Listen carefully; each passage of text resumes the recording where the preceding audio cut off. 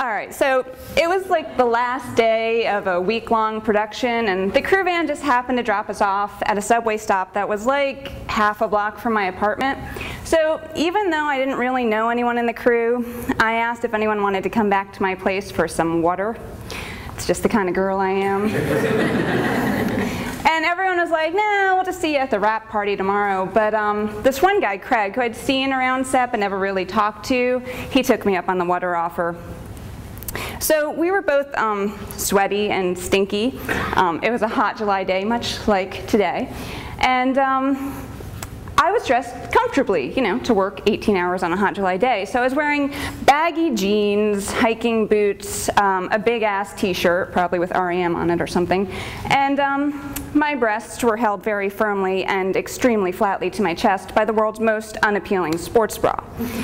So I'm setting the scene here so that you can understand my complete and utter surprise when moments after walking into my apartment, hands appeared from behind me and began massaging my breasts. It was one of those deep tissue massages too, you know, get all that tension out. At the same time, something very small and hard began rubbing furiously up and down my backside, as if trying to create fire. I froze in shock. Not only because this was completely unexpected, but because there was no warm-up. It was like, let's skip the kissing and go right for the boobies. I just stood there and allowed the rear and frontal assault to continue while I tried to figure out what I had done to get myself into this situation. You see, I was a virgin. This was a few years ago. And not a virgin the way some of my friends were who had done pretty much anything you can imagine and still technically be a virgin. No, I mean, for me, this was like the highest base I had ever gotten to. So I was shocked, but I was also strangely intrigued. Like, I was trying to figure out, what am I supposed to be feeling right now? Because I wasn't really feeling anything other than, you know, the things I've already described. Craig, on the other hand, he took my non-responsiveness as encouragement. So he decided to sweet talk me a little bit, you know, kind of as an icebreaker. So he began kissing the back of my filthy, dirty neck and whispering, "Oh, baby, you got me so hot." Instead of easing me gently into the mood like I'm sure he hoped it would do, it woke me up, and I jumped away from him and turned to him and said, "What the hell are you doing?" Well, instead of responding, he just lunged for the boobies again. So I gave up on reason and started maneuvering him towards my front door, leading with the breasts. And he followed, swatting at them like a kid in a candy shop, and repeating variations on, "I swear I'm gonna burst."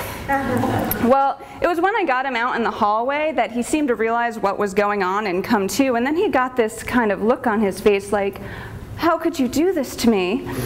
And then he pleaded with me. He made a very reasonable argument. He said, "You got me so hard. You have to at least give me a hand job." So I thought over his proposition. I mean, I had gotten him all hot and bothered. I did owe him something. So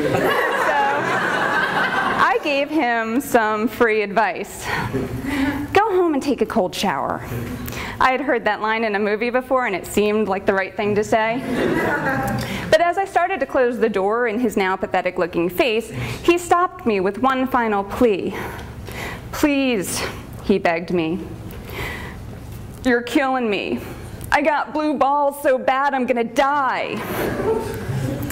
The door slammed shut in his face on that last line, but it left me with this really uneasy feeling. You see, I had never heard the term blue balls before. I didn't know what it was, and it sounded serious.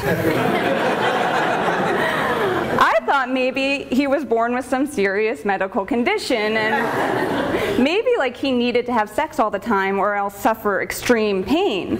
Or worse, maybe I had just killed him.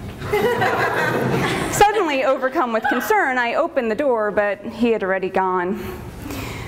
I wished he had explained the situation, his condition to me earlier, because if he had, I would have let him masturbate in my bathroom or something. But now there was nothing I could do, and I was suddenly overcome with guilt.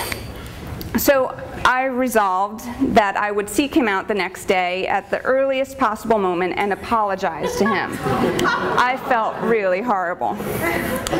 But the next day at the wrap party, Craig wasn't showing up. And as hour after hour went by, it became apparent Craig wasn't going to show up. And I was pretty sure something was wrong and that it was my fault. So finally, I, overcome with concern, I walked up to the second AD and I said, as innocently as possible, so, do you think Craig's coming tonight? And this look of concern crossed her face, which was not what I was looking for, and she said, oh God, I'm sorry I didn't tell you. Craig can't make it tonight, he's in the hospital. So that was also not what I wanted to hear, and I needed to know how bad it was. I needed to know if it was fatal. I needed to know if he had said anything to anyone about who caused this, so I pressed on. That's awful. How bad is he? Her face twisted up as she tried to figure out the best way to break the news to me, and I held my breath, hoping beyond hope that I hadn't killed him. And then she explained it to me.